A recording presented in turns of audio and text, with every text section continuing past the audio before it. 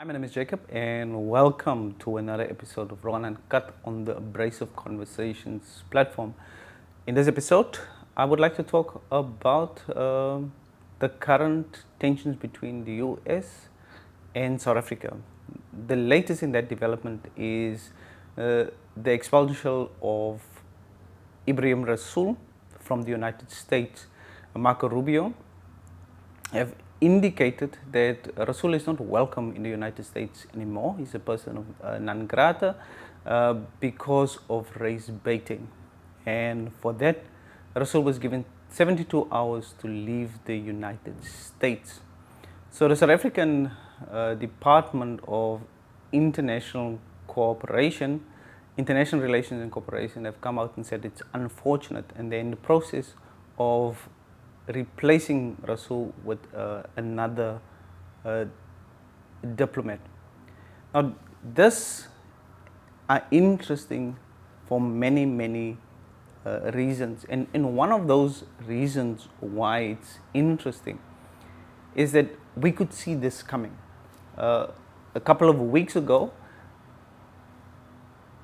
President Cyril Ramaphosa made it clear to the United States and even Trump that South Africa will not be bullied. And since then, the United States have retaliated. It withdrew some of the USAID funding from South Africa.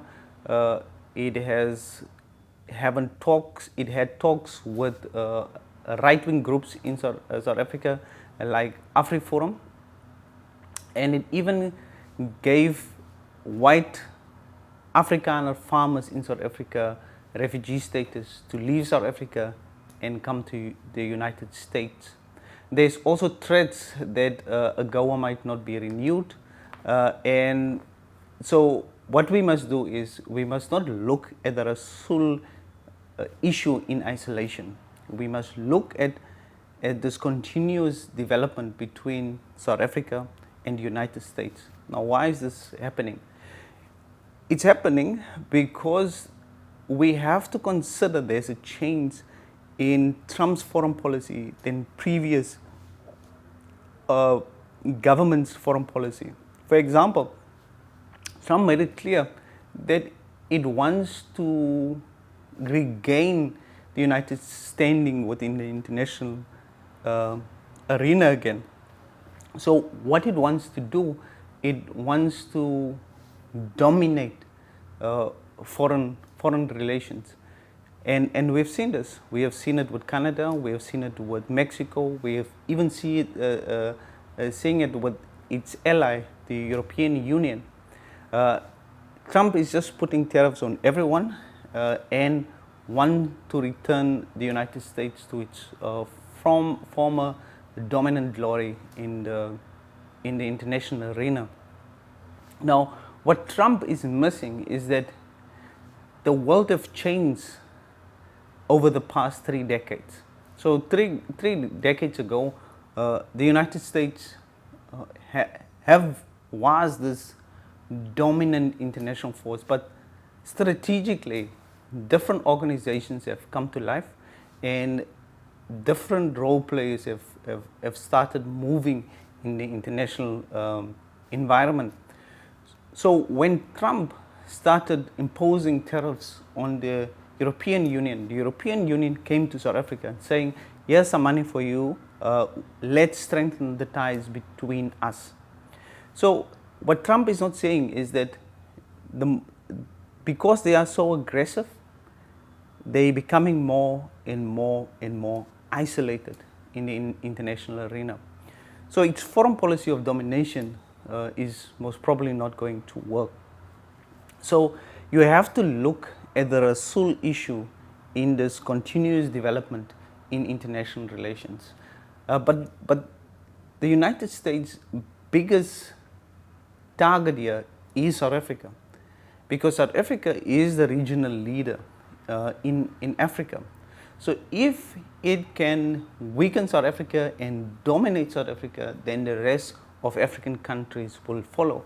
But if South Africa is standing strong and saying that we are not going to be bullied and we're going to stand buy it, and you can do whatever you want to do, then the rest of Africa has hope. I know there's some African countries that will be dominated and will work with the United States for their interests, and it's supposed to be like that. But smaller countries will have hope in South Africa. So it's one of those situations where South Africa just have to stick it out. We are the target of the United States in particular, but not the complete West. If it was the complete West, then I would say we might have tweaked some of our foreign policy stances. But South Africa is working from a position of non-alignment, which meaning it's not taking anyone's side. It always takes the side of human rights. So we have a strong human rights based foreign policy. Now, what does it mean for this ordinary South African? South Africans like me and you. The next thing that might happen is a goer. There might be tariffs. South Africa might become more and more targeted over the next couple of weeks, months, and years. And that is going to have an adverse effect on the South African economy. And if the South African economy is affected by this ongoing tensions, we are going to affect it.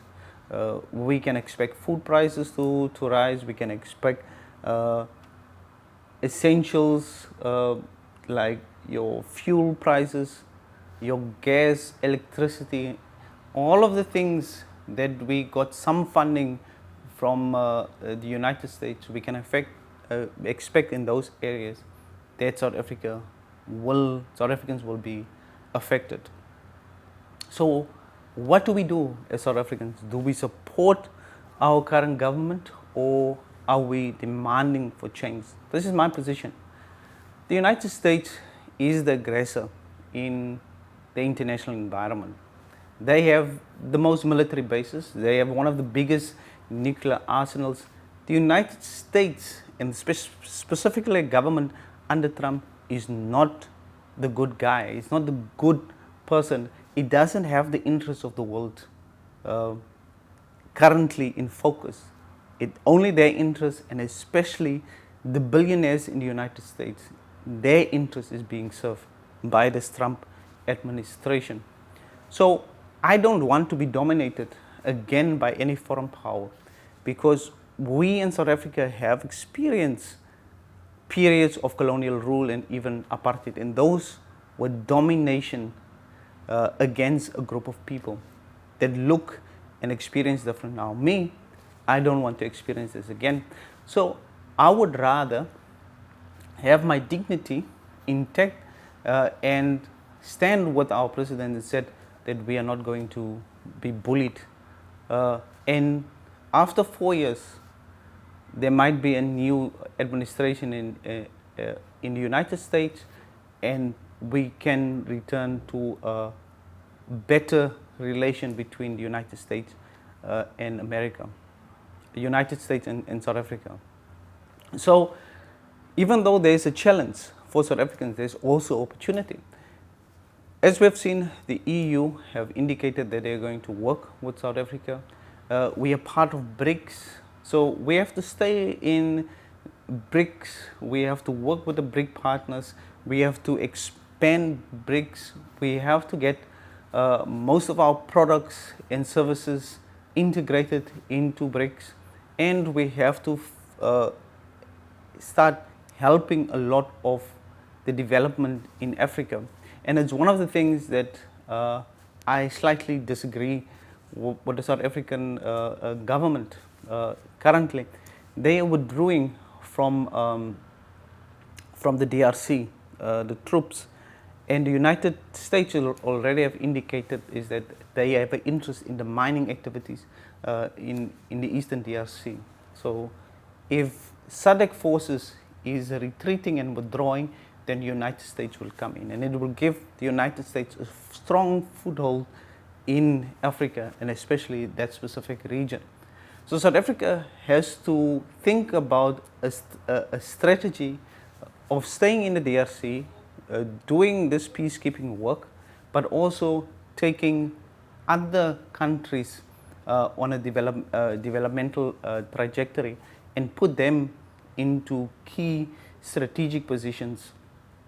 What partners in BRIC, the EU, and see if we can develop Africa not rapidly, but in a sustainable manner that will ensure the futures of Africans. So we have to grow in the field of science and technology, we have to grow in the fields of agriculture, forestry, all of those things that we need as a future humans. Science and technology we need as future humans, but also food, and we need to limit our carbon footprint, so forestry becomes extremely important. So there is an opportunity with this tensions between the US and South Africa, and I hope our government take this challenge as an opportunity and form new relationships, not just with the EU and BRICS, but also with African countries. If we do that,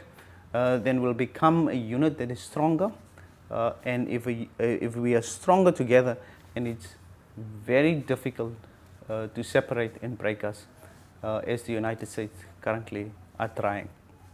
Ladies and gentlemen, thank you very much for watching, and I'll see you in the next episode. Just that very much at the end, that Afrikaans accent of mine really came through there. So let me try the English one. Ladies and gentlemen, thank you for watching. I'll see you in the next episode.